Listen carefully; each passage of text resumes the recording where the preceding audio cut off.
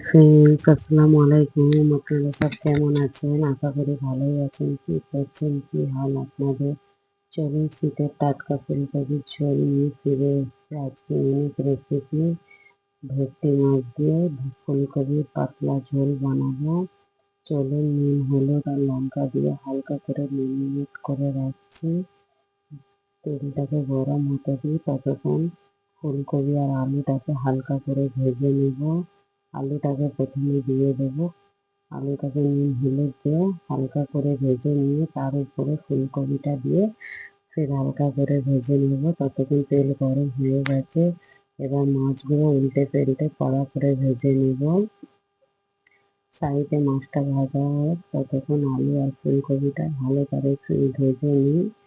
চলুন, আলুটা হালকা ভাজা হয়ে গেছে, এর উপরে ফুলকপিটা দিয়ে ভালো করে ভেজে নেব। ফুলকপিটা ভাজা হয়ে গেলে হালকা করে ভাজা হয়ে গেছে, এবার তুলে নেব। নিয়ে ফিরে এসেছি, কিছু হারা মশলা অ্যাড করব। জিরে, হাফ টেবিল স্পুন, দুটো শুকনো লঙ্কা আর দুটো তেজপাতা দিয়ে ভালো করে একটু নেড়ে নিয়ে দুটো বড় পেঁয়াজ হালকা করে ভেজে নেব। দেখতেই পাবে কিরকম তারা ভেজে নেব। এদিকে মাছটা ভাজা হচ্ছে। এবার একটা আমি মশলা রেডি করে নেব। 4 টেবিল স্পুন দই, টক দই, 1.5 টেবিল স্পুন হলদি, 2 টেবিল স্পুন কাশ্মীরি লাল রেড চিলি আর 1 টেবিল স্পুন তিখা তিখা পাউডার আর 2 টেবিল স্পুন জিরা ধনে পাউডার আর 1 টেবিল স্পুন জিরা পাউডার। এই মশলাটাকে দই, টক দইয়ের নিচে এটা দিয়ে ভালো করে একটু পানি যদি লাগে পানি দিয়ে ভালো করে মিক্স করে সাইডে রাখবো।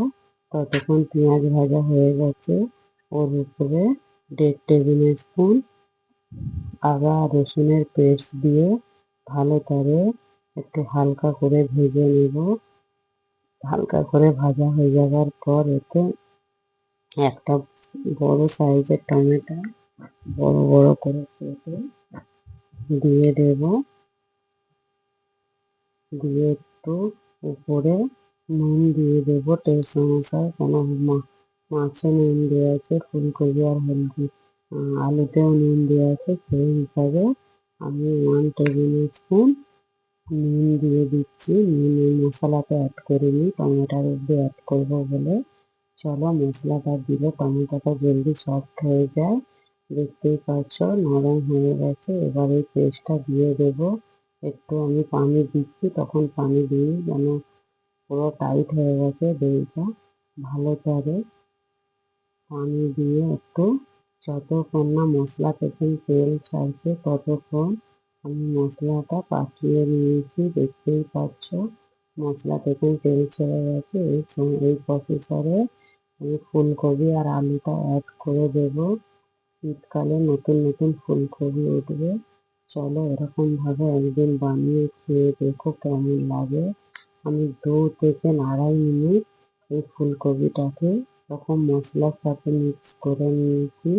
দেখতেই পাচ্ছ ফুলকপি আলু আর মশলা একসাথে মিক্স হয়ে গেছে। এবার পরিমাণ মতো যেরকম আপনারা ঝোল খেতে চান বা একটু গাঢ় রাখতে চান সেই হিসাবে পানিটা অ্যাড করে দেবে। আমি 2 গ্লাস পানি অ্যাড করেছি। এবার একটু নুনটা এই সময় চেক করে নেব। নুনটা ঠিকই আছে। যতক্ষণ না ফুলকপিটা সেদ্ধ হচ্ছে, আলুটা সেদ্ধ হচ্ছে, ততক্ষণ আমি ঢাকা দিয়ে সেদ্ধ করে নিয়েছি। এবার মাছটাকে অ্যাড করে 2 মিনিট ঢাকা দিয়ে রেখে দেবো। তারপরে ধনে পাতা দিয়ে পরিবেশন করব। চলো, আমাদের ফুলকপির ঝোল রেডি হয়ে গেছে। উপর দিয়ে হালকা করে জিরে পাউডার দিয়ে দিতে পারো। জিরে পাউডার দিলে খুব সুন্দর ফ্লেভার আসে। আমি জিরে পাউডার অ্যাড করে দিলাম। এবার গ্যাস বন্ধ করে চলো আমি পরিবেশন করে দেখাচ্ছি আপনাদের। কিরকম হয়েছে ফুলকপি আলুর ঝোল। খুব টেস্টি হয়েছিল, একবার বানিয়ে খেয়ে দেখো, আর ভালো লাগলে আমার পেজটাকে ফলো করো, সাবস্ক্রাইবার করতে ভুলবেন না। প্লিজ লাইক শেয়ার কমেন্ট করো, তাহলে আমি বুঝতেই পারবো আপনারা কে কোথা থেকে আমাকে কমেন্ট করছেন। চলুন পরিবেশন করে দেখাচ্ছি আমাদের পাতলা করে ফুলকপি আলুর শীতের ঝোল কিরকম হয়েছে। ভালো লাগলে প্লিজ আমার পেজটাকে ফলো করে দিও। ওকে, বাই, আল্লাহ হাফেজ।